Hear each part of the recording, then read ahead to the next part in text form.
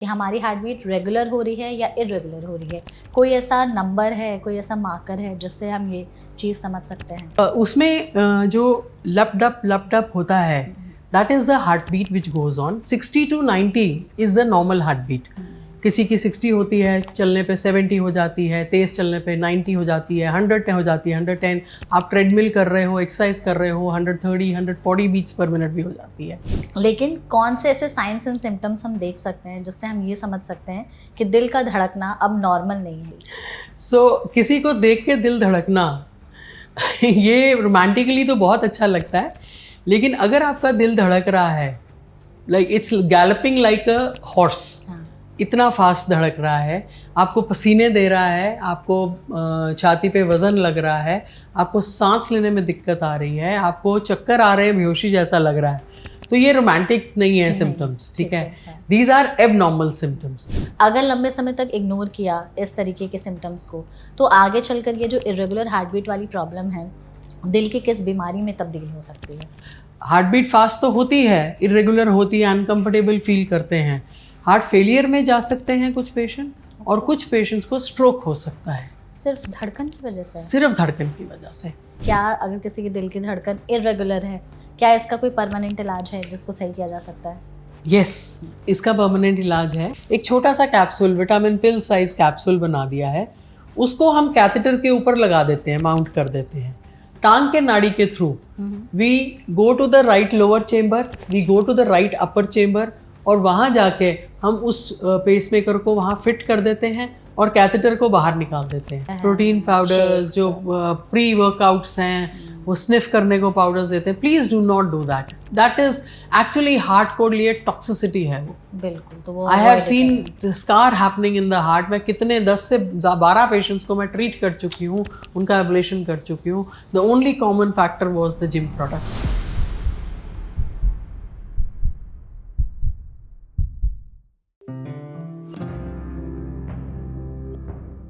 क्या आपके साथ कभी ऐसा हुआ है कि आपकी हार्ट बीट अचानक से बहुत ज़्यादा तेज़ हो गई या बहुत ज़्यादा स्लो हो गई?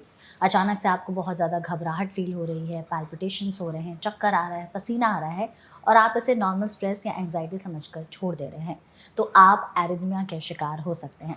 एरिथमिया बेसिकली एक ऐसी प्रॉब्लम है जिसमें आपकी हार्ट बीट इरेगुलर हो जाती है. तो आज के सेशन को हमने इसीलिए ऑर्गेनाइज़ किया है so that irregular heart beat के बारे में हम ज़्यादा चीज़ें जान और समझ पाएँ. खास करके आज के समय में पेस मेकर्स का रोल कितना बढ़ चुका है. पहले के मुकाबले जो कन्वेंशनल पेस मेकर्स यूज़ किए जाते थे, उस मुकाबले में आज के समय में क्या एडवांसमेंट्स आए हैं, किस तरह की चीज़ें इंट्रोड्यूस हुई हैं, उन सब के बारे में जानने और समझने की कोशिश करेंगे. जिसके लिए हमारे साथ इस सेशन में एक बहुत ही स्पेशल एक्सपर्ट मौजूद हैं.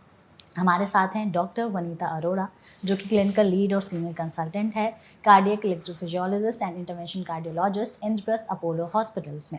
और डॉक्टर की पिछले वीडियोस को भी आप सबने काफ़ी ज़्यादा प्यार दिया था, तो हमने आपके फिर से डिमांड के बाद डॉक्टर को दोबारा बुला लिया है. तो thank you so much doctor हमारे साथ इस सेशन में दोबारा जुड़ने के लिए.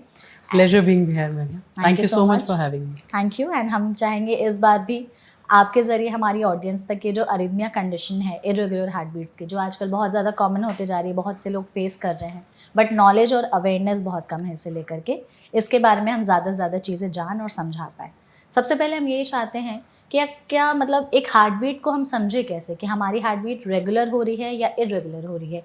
कोई ऐसा नंबर है, कोई ऐसा मार्कर है जिससे हम ये चीज़ समझ सकते हैं?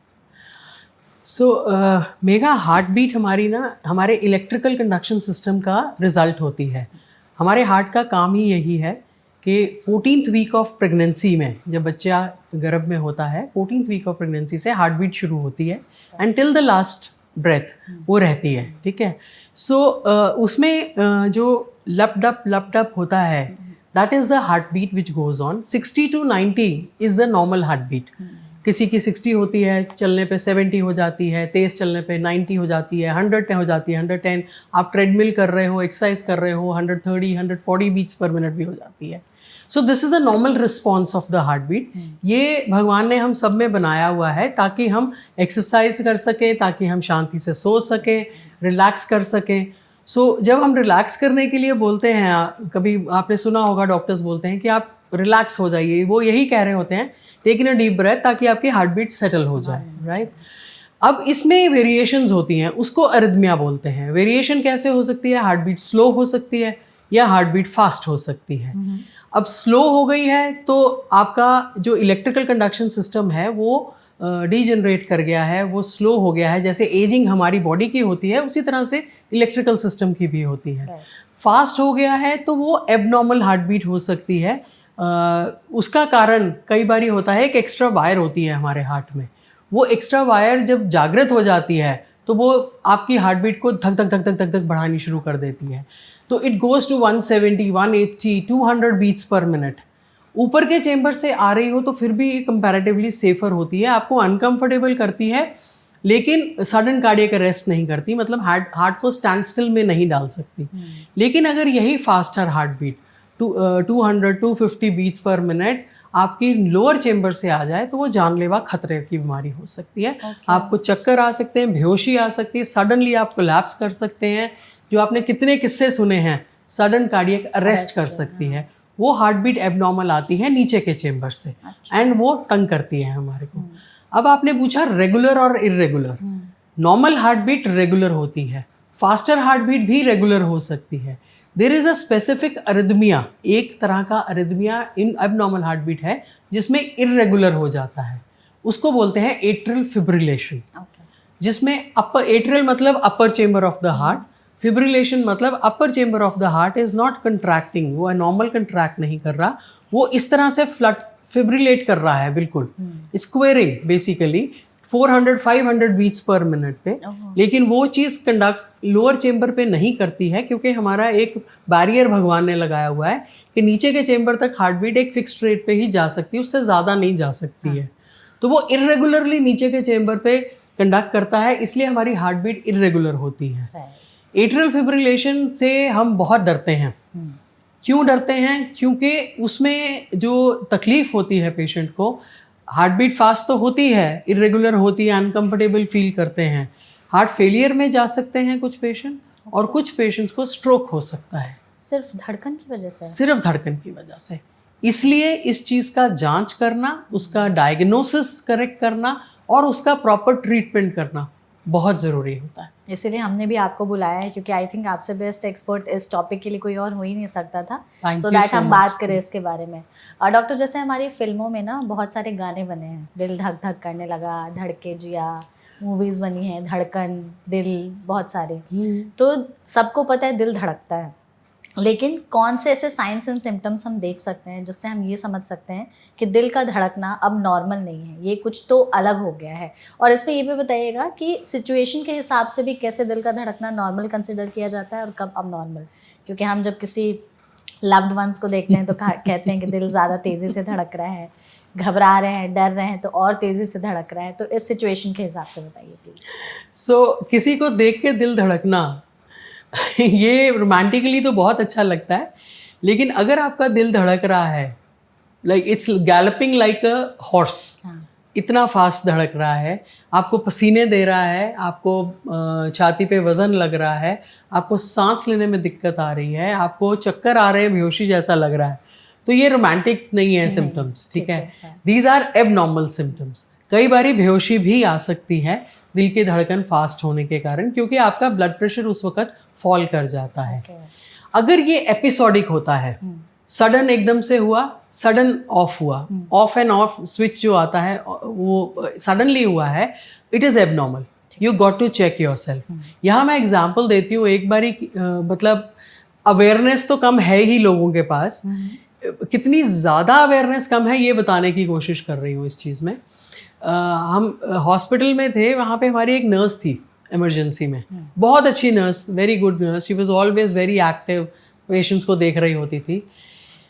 उसको क्या होता था, people told me she has panic attacks, इसको एंग्जाइटी के, इसको पैनिक अटैक्स हो जाते हैं, इसको घबराहट बेचैनी हो जाती है। एक तो घबराहट बेचैनी मेरे को आज तक समझ नहीं आई वो क्या होता है। तो इतनी अच्छी लड़की, सुलझी हुई लड़की क्यों ऐसे करेगी? आपको पता होता है ना जब आप काम कर रहे हो किसी के साथ, को वर्कर के साथ, कि कोई कितना सुलझा हुआ है या कितना इस तरह का घबराहट बेचैनी टाइप्स का वो कर सकता है। सो एक दिन मैं राउंड पे गई इमरजेंसी में, एंड देन वो लड़की सहमी हुई सी एक कॉर्नर में बैठी हुई थी, and she was sweating badly. और मेरे को उसकी ही कॉलीग ने बोला कि इसको घबराहट बेचैनी हो रही है, she is having a panic attack. मैं क्या क्यों हुआ पैनिक अटैक? कह रहे नहीं, पेशेंट को देख रही थी, अटेंड कर रही थी, एकदम से पैनिक अटैक हो गया, वहाँ जाके बैठ गई एकदम से। सो आई जस्ट वेंट देयर, मैं उसके पास देखा, मेरे को लगा कुछ ठीक नहीं है।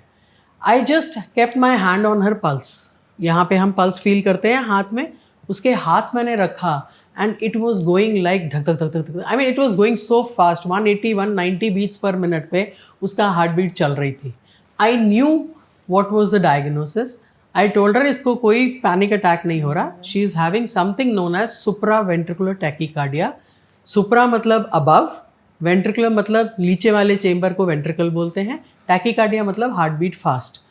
नीचे वाले चेम्बर के ऊपर होता है एट्रियल होता है, एट्रिया ऊपर वाले चेम्बर को हम एट्रिया बोलते हैं, वहाँ से एक जो बीट निकल रही है जो ये इस तरह का हार्ट बीट फास्ट कर रही है उसको सुप्रावेंट्रिकुलर टैकीकार्डिया बोलते हैं। अच्छा। उसको हम सीधा लेके गए कैथ लैब, 20 मिनट्स में I ablated her, she was absolutely okay and for life उसका ट्रीटमेंट हो गया। कभी उसको घबराहट बेचैनी या उसको पैनिक अटैक्स दोबारा नहीं हुए, बिकॉज पीपल डोंट नो, एक तो अवेयरनेस नहीं है कि इस तरह के जब घबराहट बेचैनी कहते हैं भी एटलीस्ट उस वक्त एक ईसीजी तो करा लो, बीपी तो चेक कर लो। 80 था उसका सिस्टोलिक बीपी उस टाइम पे, किसी ने चेक भी नहीं किया, वो बेचारी पसीने से भरी पड़ी। आप एक बारी अपना ईसीजी कराइए, अपना एक यहाँ पे ब्लड प्रेशर चेक कराइए ताकि देखें तो सही हो क्या रहा है। It will give you a diagnosis there and then, right? And then what people don't know and they are scared of this is कि इस चीज़ का परमानेंट इलाज अवेलेबल है। Yes, there are very few things in medical profession मेगा जहाँ हम permanently cure कर सकते हैं एक डिजीज़ को। Otherwise generally by and large we are managing the symptoms, right? तो उसमें सिम्टम्स को मैनेज करते करते हम ये भूल गए कि इस चीज़ का परमानेंट इलाज है। जो एक्स्ट्रा वायर हार्ट में है जिसके कारण एक इलेक्ट्रिकल सर्किट है आपका, जिस तरह घर में इलेक्ट्रिकल सर्किट होता है, एक एबनॉर्मल सर्किट अगर लग गया, दो तारे जुड़ गई तो क्या होगा? स्पार्क्स निकलेंगे ना। इस तरह आपके हार्ट में स्पार्क्स निकल रहे हैं, उस एक्स्ट्रा वायर को हमने डिस्कनेक्ट कर देना है कि वो ताकि वो जुड़े नहीं, राइट? डिस्कनेक्ट कर दिया and it is the procedure, cath lab procedure से होता है। Half an hour to 40 minutes लगते हैं इस सारा प्रोसीजर करने में, स्टडी एज वेल एज, इसको बोलते हैं radio frequency ablation. It's like a laser, एक कैथेटर बेस्ड चीज से हम उस वायर को डिस्कनेक्ट कर देते हैं मैप करने के बाद। तो एंड परमानेंटली वो वायर नहीं है तो वो सर्किट नहीं बनेगा, वो सर्किट नहीं बनेगा तो पेशेंट की धड़कन फास्ट नहीं होगी। So this is a permanent cure available in चीज़ों का, and people don't know about it. आज मैं किसी को मिलूं, हार्ट अटैक के बारे में पूछूं ना, वो इतनी चीजें बता देते हैं शायद मुझे भी नहीं पता होती हैं, यू नो, चाहे खान पान को लेके, चाहे एक्सरसाइज को, स्ट्रेस को, everything they will tell me कि अरे उससे हो सकता है हार्ट अटैक, इससे हो सकता है, ये हो गया, वो हो गया, इसका ये ट्रीटमेंट है, इसकी ये दवाई है। But if you ask them about palpitations, heart beat के बारे में किसी को कुछ नहीं पता, and they don't even know about this, इसका इस तरह से परमानेंट इलाज अवेलेबल। बिल्कुल, आप सोचिए हमारे कंट्री में लोगों को ये तक नहीं पता है एक्चुअल दिल दिखता कैसा, वो इमोजी वाले दिल को ही लेके चल रहे हैं, तो धड़कन, हाँ ऐसे नहीं, ऐसे दिखता भाई, तो वो ये है आपके हार्ट के साइज और यहाँ पे दिखता है, yes, इसी तरह से दिखता है। तो फिर वही है कि इसके बारे में तो आई गेस इन्फॉर्मेशन कम ही होगी। आपने जैसे कहा ना डॉक्टर कि उसकी कलीग ने आपको बताया था कि उसको अटैक आ रहे हैं, पैनिक अटैक्स, एंग्जाइटी या डिप्रेशन या स्ट्रेस की वजह से। तो जिन लोगों को एंग्जाइटी, स्ट्रेस या डिप्रेशन की वजह से इस तरीके के पैनिक अटैक्स आते हैं, ये उस कंडीशन की वजह से हो सकता है या सच में उनकी जो मतलब अरीथमिया वाली कंडीशन है उसकी वजह से हो सकता है? What I'm trying to say mega here is that अगर किसी को आप कहते हो कि इसको पैनिक अटैक्स आ रहे हैं, हाँ, उसका आगे इन्वेस्टिगेट करना बहुत ज़रूरी है। It is very easy in our country to label somebody as a panic attack, because उनको लगता है कि हार्ट बीट फास्ट हो गई, एंग्जाइटी हो रही है, क्योंकि इसी तरह के सिम्टम्स आते हैं ना, घबराहट, पेशेंट को सिम्टम्स ही यही आते हैं। They are unable to explain कि मेरी हार्ट बीट फास्ट चल रही है, वो कहते हैं घबराहट हो रही है, मुझे पसीना आ रहा है, मेरे को हो गया, बेचैनी हो गई। Now these 3 words are connected to panic attack. So यही मैंने आपको बोला है कि if somebody you are labelling somebody कि इसको पैनिक अटैक हो रहा है, उसको एडवाइस करो, बच्चे तुम जाओ, पैनिक अटैक तो हो रहा है लेकिन जाके एक ईसीजी करा लो, एक तुम बीपी चेक करा लो अपना, देखे तो सही क्या पैनिक अटैक हो रहा है आपका। तो जिन लोगों को इस तरह की दिक्कत होती है या सिम्टम्स आते हैं, उनको ईसीजी और बीपी चेक करा लेना चाहिए उसी वक्त करा, उसी वक्त, तुरंत, नॉट अदरवाइज। वो अदरवाइज तो चलो चेकअप होना ही चाहिए हर एक का, एटलीस्ट साल में एक बार ही तो चेकअप होना चाहिए, लेकिन उस टाइम पे किया हुआ ECG can give us a correlation. आजकल तो इतने सारे टूल्स हमारे पास अवेलेबल हैं, हर जगह पे, हर गली में ECG मशीन अवेलेबल है। आप चले जाइए, ECG करवा लीजिए अपनी। Smart watches, they have an ECG, right, they have at least 1 lead का ECG है, लेकिन कोरिलेशन उसमें बहुत अच्छा हो जाता है। ठीक है, then you have so many diagnostic tools available हमारे पास। जो पहले हम हॉल्टर कराते थे, 24 घंटे की ECG रिकॉर्डिंग कराते थे, तो इतना कम्बरसम होता था। अब छोटे छोटे डायग्नोस्टिक टूल्स अवेलेबल है। अब ECG मशीन इतनी कम्पैक्ट हो गई है, पहले इतनी बड़ी मशीन हम ट्रॉली के ऊपर लेके घूमते थे, छोटी सी ECG मशीन है, आप घर में भी ले सकते हो या आप क्लिनिक्स में है, आई मीन इतनी जगह पे अवेलेबल है। वो ECG तो कराइए और डॉक्टर को मिलिए, उसके बाद डॉक्टर को मिलिए तो डायग्नोसिस आपका हो जाएगा। बिल्कुल। तो जिस मतलब जो लोग इस तरीके की दिक्कत से जूझ रहे हैं, अगर उन्होंने अपना ECG करा लिया, BP चेक करा लिया, वो रेंज में नहीं है, तो फिर उनके बाद उनका पहला स्टेप क्या हो इस चीज़ को लेकर? They have to see a cardiologist और अ कार्डियक इलेक्ट्रोफिजियोलॉजिस्ट। ठीक है, हम लोग कार्डियक इलेक्ट्रोफिजियोलॉजिस्ट हम लोग हैं बेसिकली इलेक्ट्रिशियन हैं हार्ट के। ठीक है, वी आर द हम इलेक्ट्रिसिटी से डील करते हैं। Faster heart beat, slower heart beats, heart failure, ये सब इलेक्ट्रिसिटी की जनरेटेड चीज़ें हैं और हम उससे डील करते हैं। हम अपने आप को इलेक्ट्रिशियंस बोलते हैं, EPs बोलते हैं। कार्डियक इलेक्ट्रोफिजियोलॉजिस्ट को मिलना बहुत ज़रूरी है। ये जितने केसेस इस तरह के आते हैं घबराहट बेचैनी के, उनको मिलना ज़रूरी होता है। ठीक है। और दूसरा ग्रुप होता है जिनको बेहोशी हो रही है। अगर किसी पेशेंट को बेहोशी हो रही है, उसकी एक ECG कराना सबसे ज़्यादा ज़रूरी होता है।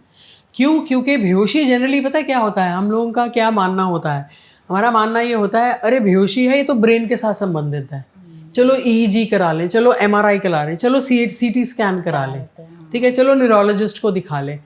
आप यकीन नहीं मानोगे कितने पेशेंट्स हमारे पास इतनी बड़ी फाइल्स लेके आते हैं विद ऑल न्यूरोलॉजिकल टेस्ट और उन्होंने ECG नहीं कराई होती, जिसमें ये दिख जाता है कि बेहोशी क्यों हुई है, क्योंकि हार्ट बीट स्लो हो रही थी।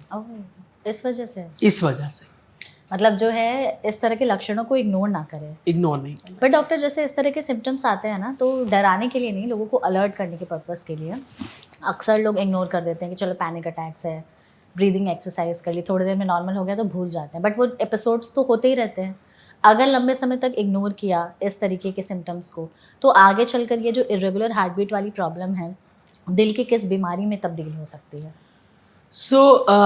आपने एक पॉइंट बहुत अच्छा बोला कि हम कहते हैं डीप ब्रीदिंग करो तो ठीक हो जाता है। जो पैनिक अटैक आपकी डीप ब्रीदिंग या आपका आप वाल्सल्वा मैन्यूवर एक होता है जिसको हम क्या कहते हैं कि हम एक सांस लंबा खींचते हैं एंड देन नाक और मुंह बंद करके we try to blow it out. अच्छा, जैसे आप पेन की ढक्कन ले लीजिए, उसको मुंह पे लगा लीजिए और नाक बंद कर लीजिए and try to blow it out. That's called a Valsalva manoeuvre, right?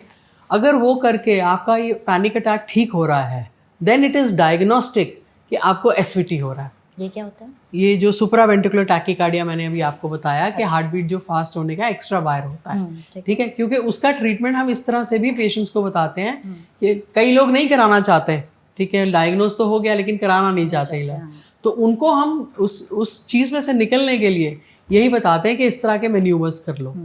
Now जो इस तरह के अगर मैन्यूवर्स बार बार हो रहे हैं, देखिए अगर फास्टर हार्ट बीट बार बार हो रही है, इट इज़ लाइक आपको कुछ काम नहीं करने दे रही है, आपको दिन में 4-4, 5-5 बारी हो रही है और आपका हार्ट बीट 180, 190 तक जा रहा है उस पैनिक अटैक, उस अटैक या एपिसोड के बीच में, तो वो आपके हार्ट के ऊपर जोर डालेगा।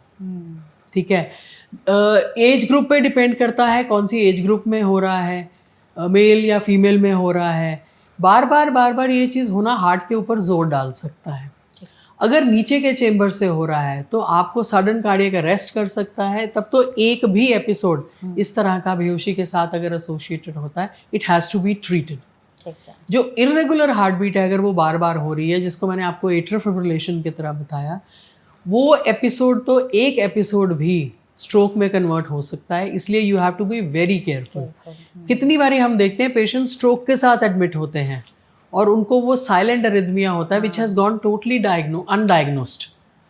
तो इस तरह से अगर आपको सिम्टम्स आ रहे हैं, देखिए सिम्टम का मतलब मैं ये मान के चलती हूँ, जिन पेशेंट्स को सिम्टम्स आ रहे होते हैं, एक्चुअली वो भगवान की वार्निंग होती है, संभल जाओ, कि संभल जाओ, अब तुम्हें वार्न कर रहा हूँ, अब संभल जाओ।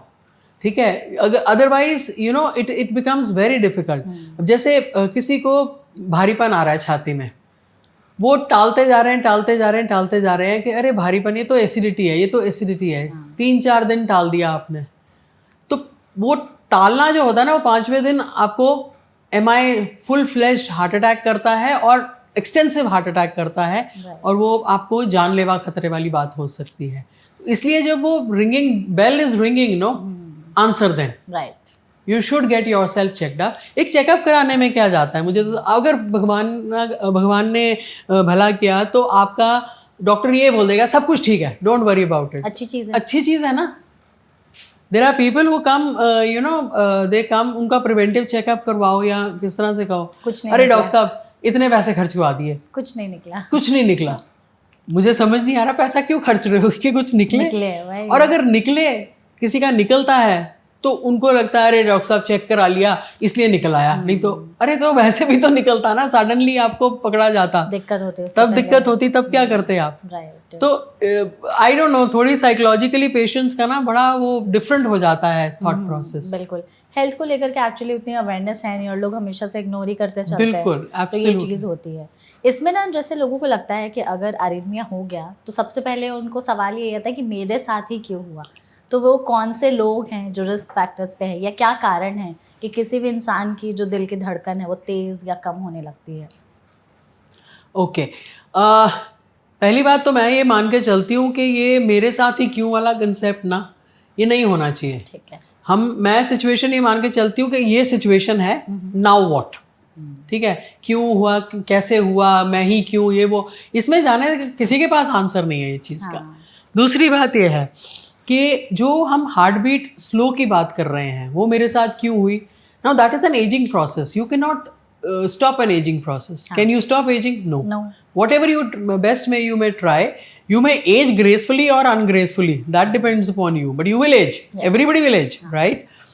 इसीलिए जो कंडक्शन सिस्टम है वो जो एज करना है वो करेगा ही करेगा, किसी का ज़्यादा किसी का कम, ये किसी चीज़ के कंट्रोल में नहीं है, ये आपके खान पीन में किसी चीज़ में कंट्रोल में नहीं होता ना। इसके अलावा क्या है कि अगर फास्टर हार्ट बीट, जैसे हमने अभी सुप्रावेंट्रिकुलर टैकीकार्डिया की बात की कि एक्स्ट्रा वायर है, now that extra wire is present from birth.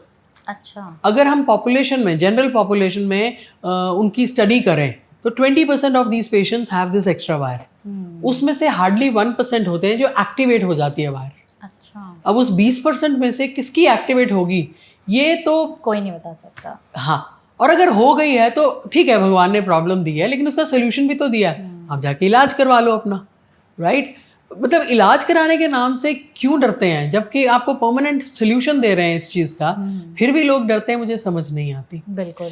Now atrial fibrillation यहाँ पे थोड़ा डिफरेंट है। एट्रियल फिब्रिलेशन में क्या होता है, जो इर्रेगुलर हार्ट बीट होती है उसमें आपको ट्रिगर्स होते हैं, काफ़ी सारे ट्रिगर्स होते हैं। लंग इन्फेक्शन ट्रिगर हो सकता है, हाइपोथायराइड है, अगर आपका थायराइड खराब है वो ट्रिगर हो सकता है, अगर आपका ब्लड प्रेशर अनकंट्रोल्ड है, आप इंटरमिटेंटली मिस कर रहे हैं अपनी डोजेस ब्लड प्रेशर की, अच्छे से कंट्रोल नहीं कर रखा, that is a trigger. Diabetes uncontrolled है, दैट इज़ अ ट्रिगर। कई बार खून की नाड़ियों की ब्लॉकेज आ जाती है, that may be a trigger. पहला मैनिफेस्टेशन ही उसका एट्रियल फिब्रिलेशन होता है। सो दैट इज वाई आई से कि अगर हार्ट बीट की प्रॉब्लम है, कार्डियक इलेक्ट्रोफिजियोलॉजिस्ट से मिले ताकि हर तरफ से आपको मैनेज कर लिया जाए और उसको ट्रिगर्स को हम ऑब्लिटरेट कर सकते हैं। बिल्कुल, ये बहुत ज़रूरी है। एब्सोल्युटली। अब यहाँ जो आपकी मैंने बताया कि नीचे के चेम्बर से फास्टर हार्ट बीट आती है जो जानलेवा हो सकती है, जिसको वेंट्रिकुलर टैकीकार्डिया बोलते हैं, उसका जो प्राइम कॉज होता है वो हार्ट अटैक से बना हुआ स्कार होता है। मतलब आपको हार्ट अटैक हुआ, जब हार्ट अटैक होता है तो मसल डेड हो जाती है, that is why it is called heart attack, ठीक है। आपको जल्दी से जल्दी उसका इलाज कराना बहुत ज़रूरी होता है, राइट। हम लोग कहते हैं कि अगर आपको छाती में दर्द हो रही, इमीडिएटली हॉस्पिटल पहुंचिए, अपनी ईसीजी कराइए ताकि आपको इमीडिएटली आपका ट्रीटमेंट हो सके, चाहे वो क्लॉट बस्टर दवाई की तरह है, चाहे एंजियोप्लास्टी की तरह, जो भी करके आपकी वो नाड़ी खुलनी चाहिए इमीडिएटली। अगर आपने डिले किया, जैसे अगर आपने 4-5 दिन बैठे रहे और उसको डिले किया तो आपके हार्ट में वो एरिया डेड हो जाता है और वहाँ स्कार बन जाता है।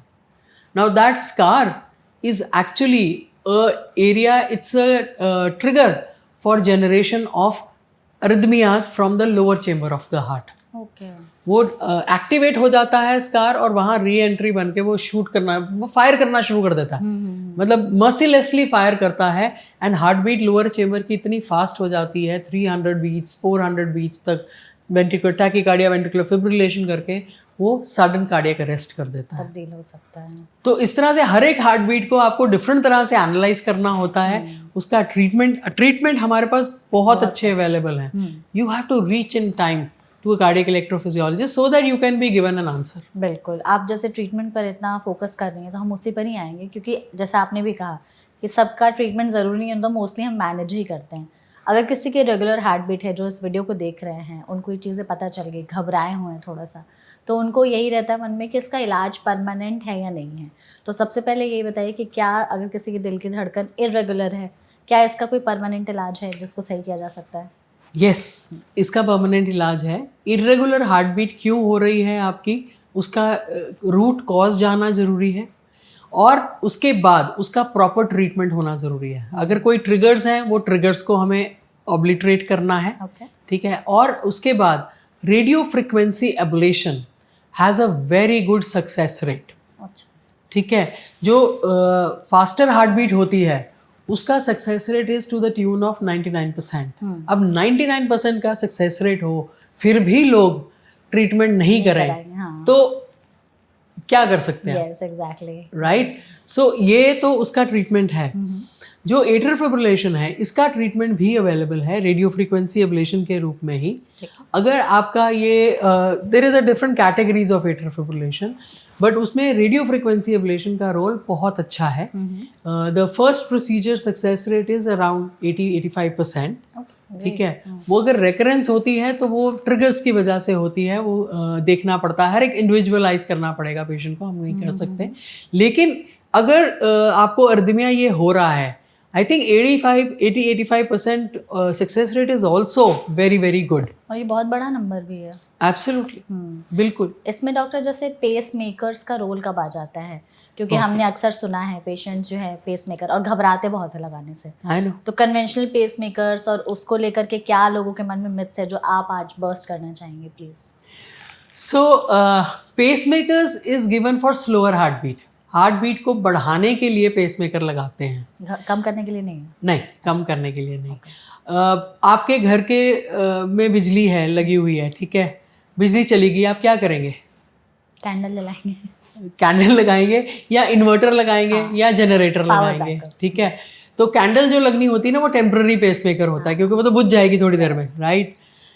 टेम्पररी पेसमेकर हम एक्यूट सर्कमस्टांसेस में लगाते हैं। वो टांग के नाड़ी के थ्रू हम एक लीड डाल देते हैं हार्ट के अंदर, जो पेस करता रहता है। लेकिन उसको कितनी देर तक टांग में डाल सकते हैं ना, पेशेंट लेटा हुआ है टांग को लेके, वो अगर तार डली हुई है वहाँ से, तो उसके लिए आपको जनरेटर या इन्वर्टर का इंतजाम करना पड़ेगा, and that is a pacemaker, ठीक है। क्योंकि भगवान की बनाई हुई हार्ट बीट हमारी खराब हो गई तो हमें जनरेटर या इन्वर्टर लगाना पड़ेगा, पावर बैकअप की जरूरत, करेक्ट। तो वो पावर बैकअप हम कैसे कर सकते हैं? हम कन्वेंशनल पेसमेकर क्या होता है, छोटी सी डब्बी होती है, इतने साइज की डब्बी होती है, ये हम क्लैविकल बोन के नीचे यहाँ बिठा देते हैं, स्किन में पॉकेट बना के उसमें वहाँ बिठा देते हैं, और यहाँ से वेनस पंचर लेके हम हार्ट के अंदर 2 वायर्स डाल देते हैं उसकी, अच्छा, ठीक है। ये सर्जिकली, मतलब there is a partial surgery, small surgery involve, cath lab में करते हैं। इसमें over the time we have seen there are problems in this. It is a very good modality, I do not deny that, सालों से चल रही है। 1958 में फर्स्ट इम्प्लांट किया था पेसमेकर, उसका इतना बड़ा साइज था, उसको करते करते हम इतना छोटे पे ले आए हैं, कंपैक्ट कर दिया है हमने, लॉन्जिविटी उसकी 10 से 12 साल की दे दी है, उसके बाद रिप्लेस करना पड़ता है। लेकिन ये पेसमेकर्स में कुछ प्रॉब्लम्स थी। क्यों? सर्जिकल इंसिजन लग रहा है, फॉरेन बॉडी जा रही है, तो वहाँ पे इन्फेक्शन हो सकती है, यहाँ पे ब्लड की कलेक्शन हो सकती है, ठीक है। आपकी जो बाजू है वो मूवमेंट में थोड़ी प्रॉब्लम होती है, उसमें हम रिस्ट्रिक्शन करते हैं, लीड्स जाती हैं, ठीक है, लीड्स की ब्रेकेज हो सकती है ओवर द टाइम, आपने हाथ हिलाया, वियर एंड टियर होती है। Leads are made of metal and then insulation उसके अराउंड होती है, उसमें क्रैक आ सकता है, ठीक है, तो फ्रैक्चर्स हो सकते हैं, इंसुलेशन ब्रेक हो सकती है। तो ऐसे पेशेंट्स को वापस एडमिट होना पड़ता है, वो लीड्स निकालेंगे, एक्सट्रैक्शन करनी पड़ती है, यहाँ इन्फेक्शन हो गई तब आप फॉरेन बॉडी को बाहर निकालेंगे. So these are all the problems despite having taken best of efforts. अच्छा, ठीक है, बेस्ट ऑफ एफर्ट्स करने के बावजूद भी ये प्रॉब्लम्स आती ही आती हैं. And they occur in about if not less different तरह की जो प्रॉब्लम्स हैं वो आती हैं पेशेंट में, up to 15 to 20% of this patients. Okay, ठीक है. Now that is a big chunk of pacemaker patients. अब इसमें क्या है, हमारे पास एक मोडालिटी आई है जो कि it's come as a solace for such patients, that is known as leadless pacemakers. ठीक है, लीडलेस पेसमेकर्स में हम क्या करते हैं, सर्जिकल कोई इंसिजन नहीं देना, वूंड नहीं बनाना है, लीड्स नहीं है उसमें, वो छोटा सा कैप्सूल बना दिया है हमने, सारा कुछ ट्रेजेक्ट्री को कंप्रेस करके एक छोटा सा कैप्सूल, विटामिन पिल साइज कैप्सूल बना दिया है. उसको हम कैथेटर के ऊपर लगा देते हैं, माउंट कर देते हैं टांग के नाड़ी के through. We go to the right lower chamber, we go to the right upper chamber, और वहाँ जाके हम उस पेसमेकर को वहाँ फिट कर देते हैं और कैथेटर को बाहर निकाल देते हैं. जैसे आपकी एंजियोप्लास्टी होती है ना, स्टेंट डाल देते हो आप, आर्टरी के थ्रू जाते हो, यही वेन के थ्रू जाके आप वहाँ पे लगा देते हो और उसको कैथेटर को उसी वक्त बाहर निकाल देते हो.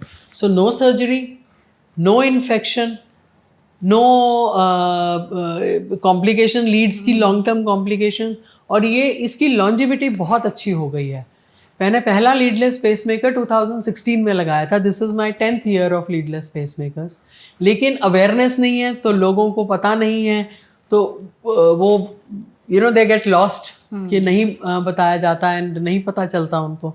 सो leadless pacemaker modality is a very good modality. पहले हमारे पास सिंगल चेम्बर था, इसलिए हम इतना सिर्फ जो मैंने आपको अभी बताई इंडिकेशंस, उनमें हम लगाते थे पेशेंट्स को. ठीक है, लेकिन with time, as the technology has gone up, as the progress has occurred in research and development, right, R&D हुआ है, उसमें हमने तो पहले सिंगल चेम्बर पेसमेकर होता था. अब with the technological development, research and development जैसे आगे डेवलप हुआ है, हमारे पास dual chamber leadless pacemaker available है, जिसमें एक छोटा सा कैप्सूल हम राइट अपर चेम्बर में लगा देते हैं, छोटा सा कैप्सूल हम राइट लोअर चेम्बर में लगा देते हैं, और वो आपस में कोऑर्डिनेशन करके हार्ट को वैसे ही पंप कराते हैं जैसे नॉर्मली भगवान ने बनाया हुआ है. प्लस इसके साथ साथ उनकी बैटरी लाइफ के ऊपर हमने बहुत काम किया है. सो बैटरी लाइफ, जैसे कन्वेंशनल पेसमेकर की best of pacemaker have a battery life of 10 to 12 years. उसके बाद वो बैटरी बदलनी पड़ती है, मतलब फिर से लगाना पड़ता है. हाँ जी, वो चीरा देके आप इतना सा इंसिजन देके उसको बाहर निकालते हो बैटरी को, लीड्स चेक करके अगर वो ठीक है तो वो नया डालते हैं, फिर सी देते हैं ऊपर से. ये जो लीडलेस पेसमेकर है, इनकी लॉन्जिविटी जो ऊपर के चेम्बर की है अराउंड 15 to 17 ईयर्स है, और नीचे के चेम्बर की 19 to 20 ईयर्स है. विच मीन्स 15 से 20 इट इज सो वंडरफुल कि इतनी साल तक patient is free for any replacement और एनी बैटरी चेंज. इसमें डॉक्टर, जैसे अब तक हम लोगों ने जो भी डिस्कशन किया है उससे हम शायद हमारी ऑडियंस को पेसमेकर के बारे में तो आइडिया लग ही गया होगा, क्या है कैसे है. हम चाहते हैं कि आप एक ना final go to home message की तरह एक ओवरऑल ज़रूर बता दें कि अगर किसी को अपनी हार्ट बीट लग रही है कि थोड़ा बहुत ऊपर नीचे है, तो क्या क्या चीज़ें अवेलेबल है करने के लिए, और क्या रेड फ्लैग्स देख करके उसको वो डायग्नोस के लिए जा सकते हैं. अगर आपकी sudden onset sudden offset heart beat fast होती है, एकदम से ऑन हो गई, एकदम से ऑफ हो गई, और आपको उसके साथ साथ यू फील वेरी अनकंफर्टेबल, आपको लगता है छाती पे ऊपर वजन रखा हुआ है, या ब्रेथलेसनेस की प्रॉब्लम हो रही है, या एकदम से स्वेटिंग शुरू हो गई है, चक्कर जैसे आ रहे हैं, ऐसे अगर सिम्टम्स आ रहे हैं हार्ट बीट के, तो एबनॉर्मल हार्ट बीट हो सकती है. इट इज़ इम्पॉर्टेंट कि जब सिम्टम्स आपको हो रहे हैं उसी टाइम पे आप ECG करवाइए. ठीक है, आजकल इतने डायग्नोस्टिक टूल्स अवेलेबल हैं, हमारी जो वॉचेज़ हैं they have become smart watches. हमारे पास ECGs के जो मॉनिटर्स हैं वो बहुत ही अच्छे मॉनिटर्स अवेलेबल हैं. डायग्नोस्टिक टूल्स इतने अच्छे हो गए हैं जिनको एक्सटर्नल लूप रिकॉर्डर्स हम बोलते हैं. आप वो ज़रूर करवाइए अपना, ताकि आपका डायग्नोसिस सही हो सके. ईयरली चेकअप के लिए मैं इंसिस्ट करती हूँ कि अपना ईयरली चेकअप कराइए. समटाइम्स उसी में पिकअप हो जाता है कि आपका कार्डियक की कोई प्रॉब्लम तो नहीं हो रही है. जब आपने ECG करवाई, please go and see a cardiac electrophysiologist. अगर आपको ये प्रॉब्लम्स हो रही हैं तो डॉक्टर को दिखाना ज़रूरी है और सही डॉक्टर के पास जाइए। देखिए, आँख की बीमारी है, कान के डॉक्टर के पास जाके आपका इलाज नहीं होएगा। इवन इफ़ आप जानते हो उस कान के डॉक्टर को, लेकिन आपका इलाज नहीं हो सकता। वो अपनी तरफ से अपना बेस्ट पॉसिबल भी देंगे, पर वो कान के लिए बेस्ट दे सकते हैं ना, आँख के लिए नहीं दे सकते। इसीलिए मैं बार बार इंसिस्ट कर रही हूँ, please go to a cardiac electrophysiologist जो इलेक्ट्रिसिटी ऑफ द हार्ट को समझते हों और वो इलेक्ट्रिशियन हो हार्ट के, वो आपका डायग्नोसिस भी सही तरीके से कर सकते हैं। परफेक्ट। इसके अलावा एक पॉइंट हम यहाँ पे और बोलेंगे हेल्थ के इश्यूज को लेके कि लोग जिमिंग करते हैं, राइट? जिम करना बहुत अच्छी बात है, एक्सरसाइज रेगुलरली करना बहुत अच्छी बात है, but please please please do not take pre workouts, do not take gym products. आपको जो करना है नेचुरल प्रोटीन्स के ऊपर इंसिस्ट करिए। अंडे खाइए, chicken, fish, there are so many things available which you can use. Have it on all the 3 meals, you have good high protein diet, but please वो जो प्रोटीन पाउडर्स वगैरह हैं, protein powders जो pre workouts हैं, वो sniff करने को powders देते हैं, please do not do that. That is actually heart को लिए टॉक्सिसिटी है वो। बिल्कुल। तो वो I have scene scar happening in the heart. मैं कितने 10 से 12 पेशेंट्स को मैं ट्रीट कर चुकी हूँ, उनका एब्लेशन कर चुकी हूँ। The only common factor was the gym products. Okay. So that is why I very humbly say that heart beat की प्रॉब्लम्स के लिए this it is not easy to treat them, so please do not get into all this. बिल्कुल। तो इन सब चीज़ों का ध्यान रखें, जैसे कि डॉक्टर ने हमें बताया, सिम्टम्स जो है उसको पहचानने की कोशिश करें कि इन चीज़ों से दूरी बनाएं।